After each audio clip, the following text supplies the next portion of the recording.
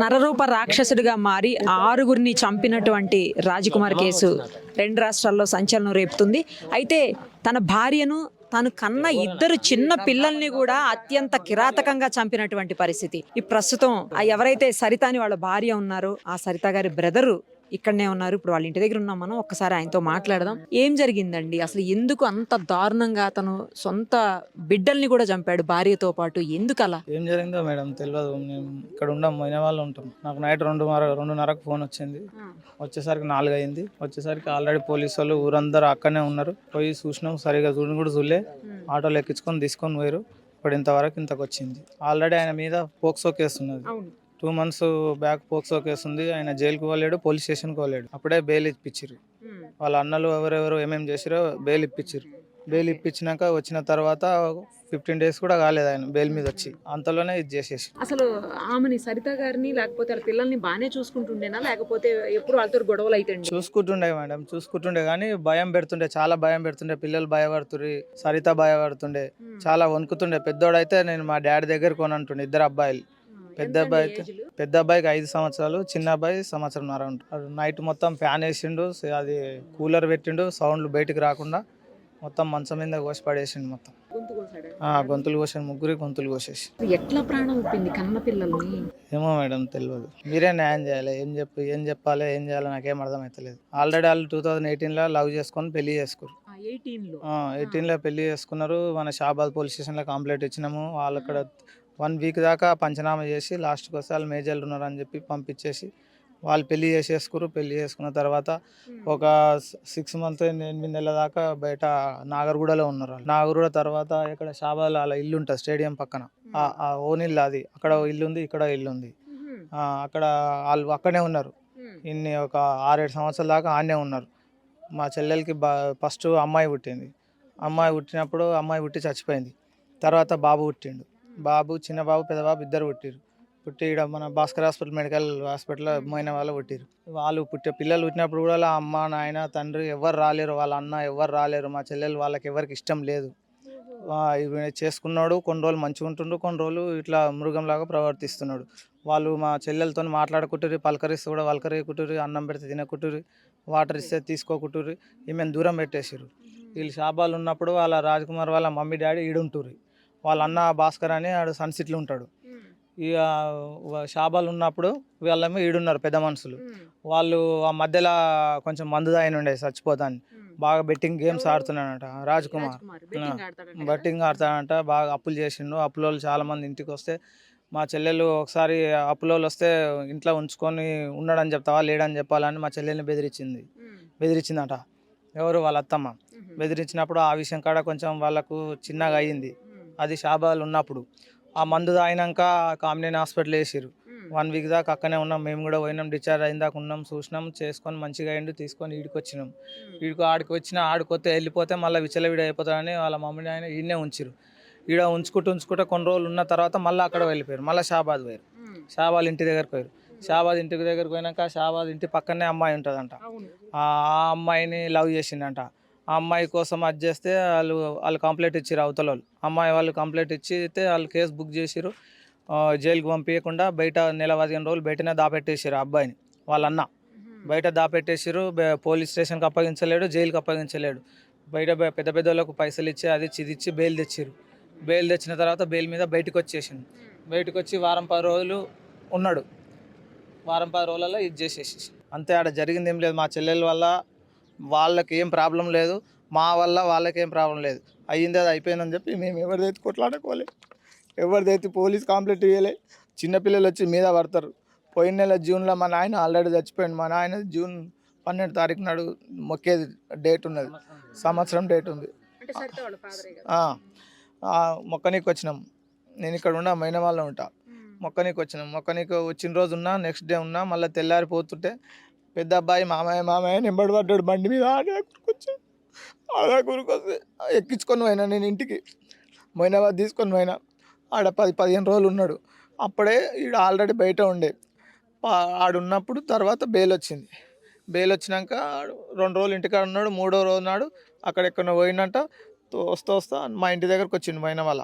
మేము అప్పుడే అన్నం తింటున్నాం. మామయ్య బిర్యానీ కావాలంటే చికెన్ బిర్యానీ తెచ్చిన తింటున్నాము. వాళ్ళ డాడీ వచ్చిండు. వాళ్ళ డాడీని చూస్తేనే నేను డాడీ దగ్గరకు పోను మామయ్య అని చెప్పి మీద వచ్చి పడ్డాడు నా మీద. వాళ్ళ డాడీ అంత భయం పెట్టిండు. నేను సర్ది చెప్పిన, అబ్బాయికి సర్ది చెప్పి వాళ్ళ డాడీకి ఏమన్నా అంటే చిన్నపిల్లల్ని అంత భయపెడితే ఆడు దగ్గర కూడా వస్తలేడు, అంత ఎందుకు భయపడతావు, ఇట్లా వణుకుతాడు ఆడు పెద్దవాడు, అంత ఎందుకు భయపెడతావు అని నేను 2 మాటలు చెప్తే సరే దగ్గరకు తీసుకున్నాడు, ఎత్తుకున్నాడు, ముద్దాడిండు. ఇద్దరు కూర్చొని అన్నం తిన్నారు. బిర్యానీ తెచ్చిన అన్నం తిన్నారు. అన్నం తినేసి మా చెల్లెలు గిట ఫోన్ చేసింది. ఆయన వచ్చిండు, అన్న చిన్నోడు ఏడుస్తున్నాడు, అన్న దొలాడుకుంటుండు, ఇంకొక్కనికి అదవుతుంది, పెద్దవాడిని పంపించేసి ఆయన వచ్చిండు చూడు అంటే సరే అని చెప్పి బట్టలు గిట్టలు అన్నీ సర్దేసి అన్నం ఇద్దరికి తినబెట్టేసి పంపించేసిన. ఇంటికి తీసుకొని వచ్చినాక 10 రోజులు అయింది. వాళ్ళు అక్కడ నుంచి ఇక్కడ తీసుకొని వచ్చినాక సండే రోజు తీసుకొచ్చారు. సండేకి మొన్న సండే పోయింది, ఈరోజు శుక్రవారమా శనివారం, ఇన్ని రోజులు అయింది అంతే. లాస్ట్ సండే కాకుండా అంతకుముందు సండే నా దగ్గరనే ఉన్నాడు మధ్యాహ్నం దాకా. 12 గంటల దాకా అన్నీ అన్నం తినేసి తోలుకొని వచ్చిండు. ఇప్పటిదాకా ఉన్నారు. ఇప్పుడు నైట్ ఇట్లా చేసేసారు. ఏ టైం జరిగిందండి నైట్లో? నైట్ 12-1 గంటలకు జరిగింది మేడం. నాకు 2 ఫోన్ చేసారు. అంటే ముందు అక్కడ చేసి తర్వాత ఇక్కడికి వచ్చాడు లేదా ఇక్కడ తెలియదు మేడం, తెలియదు ఎక్కడ చేసిండో ఏం కదా, నేను లేను. నాకేం ఊరికెళ్ళి ఫోన్ చేసిరు. ఫోన్ చేసినాక సర్పంచ్ ఫోన్ చేసిండు ఊరు నుంచి, రాతమ్మకి ఇట్లా అయిందంటే నేను వచ్చేసరికి 4 అయింది. మా దోస్తులకు ఫోన్ చేస్తే వాళ్ళు నైట్ ఎక్కించుకొని వచ్చారు. ఆడ నేను కూడా సరిగ్గా కూడా చూడలే, చీకట్లా ఆ ఇంట్లో వేసుకొని ఆటోలు వేసుకొని వెళ్ళిపోయి. ఎక్కడైతే ఆ దుర్మార్గుడు రాజకుమార్ షాబాద్కి సంబంధించి 17 ఏళ్ల అమ్మాయిని తీసుకొని వచ్చి చంపాడో దైవాలగూడెం అనే ప్రాంతంలో ప్రస్తుతం మనం ఉన్నాము. అవి చూడండి ఒక్కసారి, అమ్మాయిని చంపినటువంటి రక్తపు మరకలు ఇంకా పూర్తిగా ఆరిపోలేదు. పక్కకే రాళ్ళు అవన్నీ ఉన్నాయి, మరి ఎందుకు ఉన్నాయో. చుట్టుపక్కలంతా కూడా ఇక్కడ వరకు అయితే కారు వస్తుంది, చుట్టుపక్కలంతా నిర్మానుష్యంగా ఉంది. ఇక్కడ వరకు అయితే కారు వస్తుంది, కారులోనే అమ్మాయిని తీసుకొచ్చాడని చెప్తున్నారు. మనం చూస్తున్నటువంటి విజువల్స్ లో కూడా అమ్మాయిని నెట్టుకుంటా తీసుకెళ్తున్నాడు. తర్వాత కారు దగ్గరికి వెళ్ళినటువంటి సిచ్యువేషన్, ఆ కారులోనే అమ్మాయిని ఇక్కడ తీసుకొని వచ్చాడు. మరి అమ్మాయిని అత్యాచారం చేసి చంపాడా లేకపోతే నార్మల్ గా చంపాడు అనేది ఇంకా పోలీసులు కూడా క్లారిటీ లేనటువంటి పరిస్థితి. వాళ్ళు పూర్తి ఇన్వెస్టిగేషన్ చేస్తేనే కానీ ఇవన్నీ బయటకు వచ్చేటువంటి సిచ్యువేషన్ ఉంటుంది. ఇదే ఊర్లోనే అతని భార్య, పిల్లలు, కుటుంబం కూడా ఉంటుంది. అక్కడ కూడా వెళ్దాము. పిల్లల్ని, భార్యని ఇద్దరిని ఇంట్లోనే చంపేశాడు. వాళ్ళని కూడా ఘోరంగా, అసలు 2 పిల్లల్ని, భార్యని, ముగ్గురిని కూడా గొంతు మీద కత్తి పెట్టి కట్ చేసి చంపడం. అసలు తను కన్న పిల్లలే, చిన్న పిల్లలు, తన భార్య, మరి అట్లా ఎలా చంపాడు అని ఆమన్న అయితే బయటిదే అని అనుకుంటే కాసేపు. వీళ్ళైతే మరీ చిన్న పిల్లలు, కనీ పెంచినటువంటి పిల్లలు, 5 ఏళ్ళు 2 ఏళ్ళు పిల్లల్ని ఎలా చంపాలనిపించింది, ఆ చేతులు ఎలా వచ్చాయో అర్థం కావట్లేదు. అంత క్రూరంగా ఎందుకు బిహేవ్ చేశాడు అసలు. ఈ సైడ్ నుంచి ఏ తప్పు లేదని ఇప్పుడే మనం వాళ్ళ బ్రదర్తో కూడా మాట్లాడున్నాము, సరిత వాళ్ళ బ్రదర్తో కూడా, అంటే అతని బావమరిది. అసలు ఈమె వైపు నుంచి ఎలాంటి తప్పు లేదు అని చెప్పేసి ఆయన పదే చెప్తా ఉన్నాడు. ఈ ఊళ్ళో వాళ్ళందరూ కూడా ఆ ఫ్యామిలీకి సపోర్ట్ చేస్తున్నటువంటి పరిస్థితి. ఆ సిచ్యుయేషన్ చూస్తుంటే, ఆ బాడీస్, పిల్లలు పడిపోయినటువంటి మంచం మీద పడిపోయి ఆ రక్తపు మడుగులో పడి ఉన్నటువంటి పరిస్థితి చూస్తుంటే హృదయ విదారకంగా ఉంది. ఇక్కడ కూడా సిచ్యువేషన్ ఇంకా పూర్తిగా ఇది కూడా అవ్వలేదు. నేను చెప్పాను కదా, ఇంకా ఆ తడి అలాగే ఉంది. అసలు మీ ఊరికి సంబంధించిన అతనే కదా, మీది ఇదే ఊరా అండి?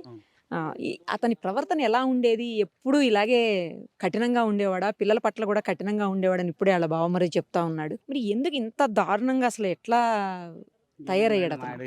ఆయన మైండ్లో ఏముందో తెలియదు. ఆడ చిన్న పిల్లలు చూస్తే మేము పిల్లలు లేక దేవుని మొక్కి ఏడ్చుకుంటారు. ఎన్ని ఖర్చు పెట్టుకోండి పిల్లల కోసం. వాడు రాక్ చేస్తాడు మేడం.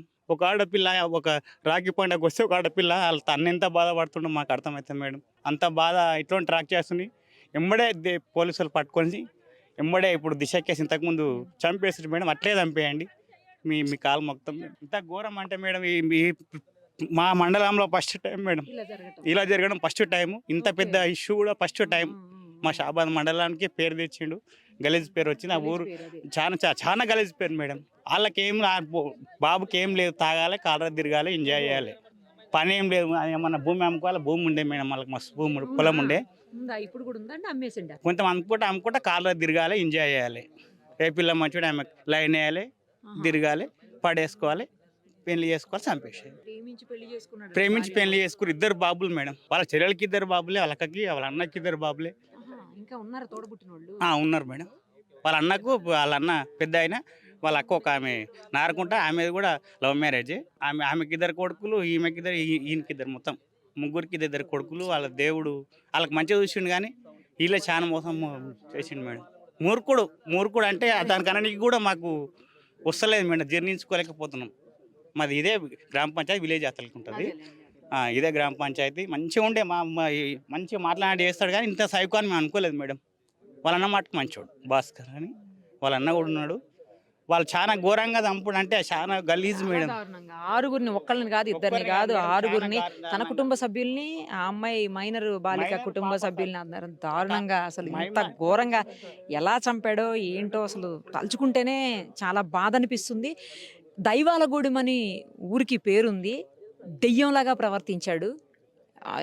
అసలు ఇది తక్కువ ఓడేమో. ఇంకా ఇంత నరరూప రాక్షసుడికి సరైనటువంటి శిక్ష పడాలని ఊరంతా కోరుకుంటున్నా. ప్రస్తుతం మనం ఉన్నాం ఈ దైవాలగూడెం షాబాదు మండలం. ఎవరైతే ఆరుగురిని చంపినటువంటి నరరూప రాక్షసుడు ఉన్నాడో అతని ఇంటి ముందే ఉన్నాము. అతని ఓన్ హౌస్ అంట ఇది. ఈ హౌస్లోనే తన భార్యని, ఇద్దరు చిన్న పిల్లల్ని కూడా చంపినటువంటి పరిస్థితి.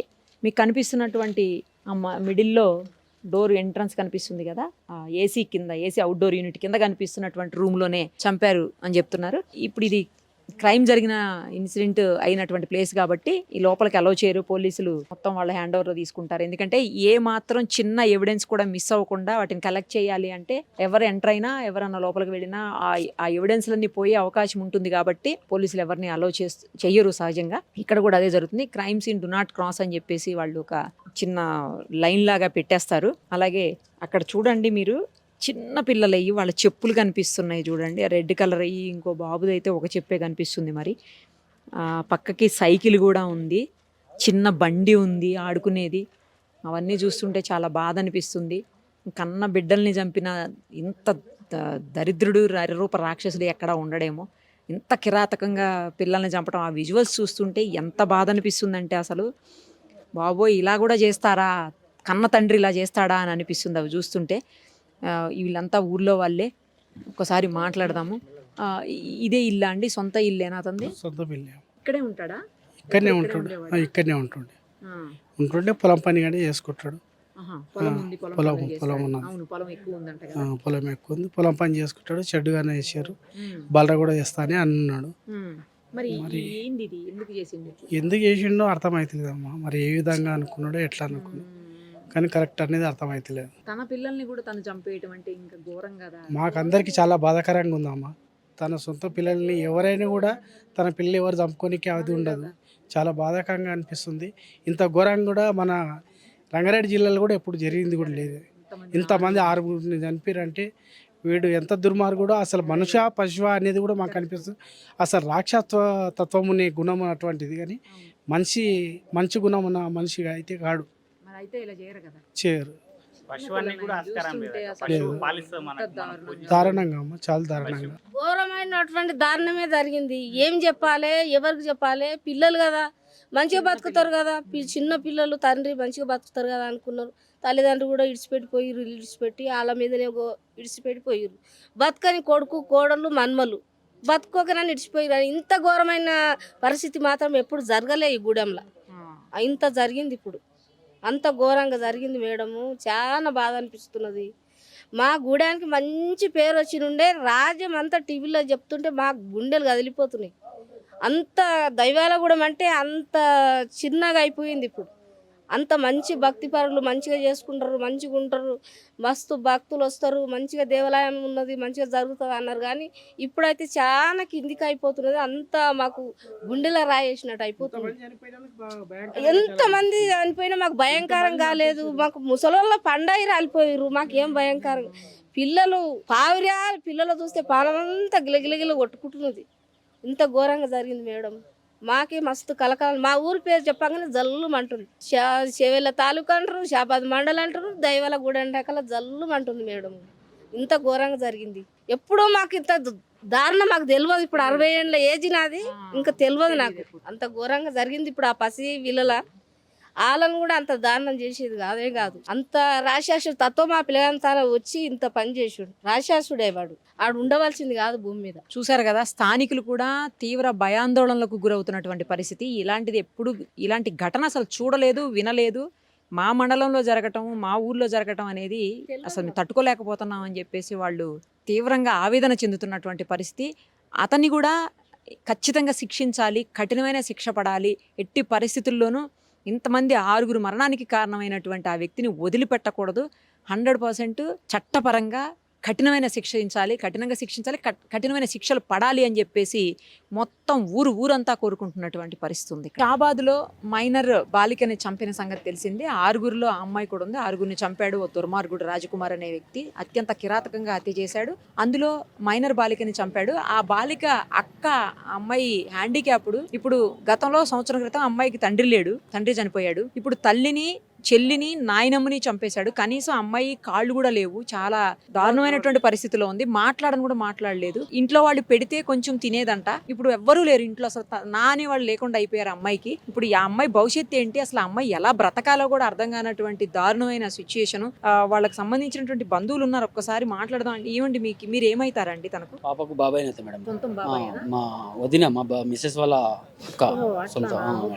ఈ అమ్మాయి మొదటి నుంచి ఇదే పాప చిన్న ఉన్నప్పటి నుంచి హ్యాండిక్యాప్ మేడం. ఏమి తినలేదు, తినిపిస్తుంది, వాళ్ళ మదర్ తినిపిస్తే వాష్రూమ్కి వెళ్ళాలన్నా వాళ్ళ మమ్మీ తీసుకెళ్ళాలి. దేనికైనా సపోర్ట్ తీసుకొని కంపల్సరీ వెళ్ళాలి. ఆ పాప ఏదైనా కూర్చుని దగ్గరనే చేస్తుంది. ఏదైనా మాట్లాడలేదు, ఏది చెప్పలేదు, ఏం తెలియదు మేడం. ఇప్పుడు ఈ అమ్మాయి కళ్ళ ఎదురుగుండానేగా నిన్న తల్లిని, నాయనమ్మని చంపింది ఈ అమ్మాయి ఎదురుగుండానే కదా. ఈ పాప ముందే మేడం నైట్ 11 to 12 మధ్యలో జరిగింది. మాకు 3:30కి తెలిసింది. మేము హైదరాబాద్లో ఉంటాం. మేము 3:30కి తెలియగానే మేము 4 o'clock బయలుదేరాం. 6 వరకు ఇక్కడ వచ్చేసాము. మేము వచ్చే వరకు బాడీస్ తీసుకెళ్ళిపోయారు నైట్. యాక్చువల్గా మర్డర్ అయితే మొత్తం ఇన్వెస్టిగేషన్ జరిగినాకనే తీసారు మేడం బాడీస్. అలాంటిది ఏం జరగకుండానే ఇక్కడ లోకల్ మేము వచ్చే వరకు, మా బొమ్మడిది వచ్చే వరకు కూడా లేరు. ఆయన 3:30కే వచ్చాడు. ఆయన వచ్చే వరకు కూడా లేదు, బాడీస్ తీసుకెళ్ళిపోయారు. ఇప్పుడు ఈ అమ్మాయి పరిస్థితి ఏంటండి? అదే మేడం, న్యాయం ఇక మీ మీడియా తరఫు నుంచి న్యాయం జరిగిపోయారు. చూడండి ఎంత దారుణమైన సిచ్యుయేషన్. కనీసం అమ్మాయి మాట్లాడలేదు. ఏం కావాలో, ఏం తినాలో అడగడానికి కూడా అమ్మాయికి నోరు లేదు, కాళ్ళు లేవు నడవడానికి. ఇప్పుడు అమ్మాయిని చూసుకోవడానికి కూడా ఎవ్వరూ లేరు. ఆ అమ్మాయి కళ్ళ ముందే తల్లిని, నాయనమ్మని చంపేశారు. ఆ అమ్మాయి చెల్లిని లాక్కొని వెళ్ళాడు ఆ దుర్మార్గుడు. అయినా కూడా తనకు ఏం జరుగుతుందో తెలియనటువంటి పరిస్థితి. అట్లా కూర్చొని ఉంది పాపం. కనీసం టాయిలెట్కి వెళ్ళాలన్నా, ఒక ముద్ద నోట్లోకి వెళ్ళాలన్నా తల్లి ఉండాలంట. తల్లి లేకుండా ఏమీ చేయలేనటువంటి సిచ్యుయేషను. ఇప్పుడు నా అనేవాళ్ళు లేకుండా అయిపోయింది. ఎంత ఘోరంగా అలా పాపం వాళ్ళ దగ్గర కూర్చుంది. వాళ్ళైనా అంటే నార్మల్ పర్సన్ అయితే వాళ్ళు ఏమన్నా చేయడానికి ఉంటుందేమో, కానీ ఇలాంటి అమ్మాయిని వాళ్ళు కూడా అలవాటు ఉండాలి కదా, ఎట్లా పెట్టించాలి, ఎట్లా తినిపించాలి, అవన్నీ కూడా అర్థం కావాలి. ఇంత దారుణం అంటే అసలు ఇంత ఘోరం ఎక్కడా ఉండదు. ఇప్పుడే ఎక్కడో నందిగామ దగ్గర కారు కనుక్కున్నారు. అక్కడి నుంచి రైల్వే స్టేషన్లోకి వెళ్ళాడు నిందితుడు అని చెప్తున్నారు.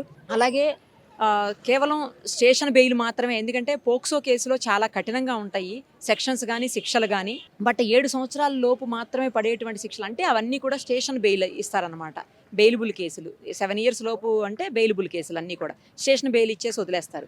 సో అలాంటి స్టేషన్ బెయిల్ ఇచ్చేసి పంపించినందుకు ఇప్పుడే ఎస్ఐ రమేష్ని సస్పెండ్ చేశారు షాబాద్ పోలీస్ స్టేషన్కి సంబంధించినంత వరకు. బట్ అతను కూడా కారు దొరికింది అని చెప్తున్నారు. మనిషి అయితే దొరకలేదు. అయితే రకరకాలుగా వినిపిస్తుంది. ఇప్పటికే ట్రైన్ కింద పడి చనిపోయాడని, ఎక్కడో చెరువులో పడి చనిపోయాడని, సూసైడ్ చేసేసుకున్నాడు అని చెప్పేసి ఇట్లా రకరకాలుగా వినిపిస్తున్నాయి.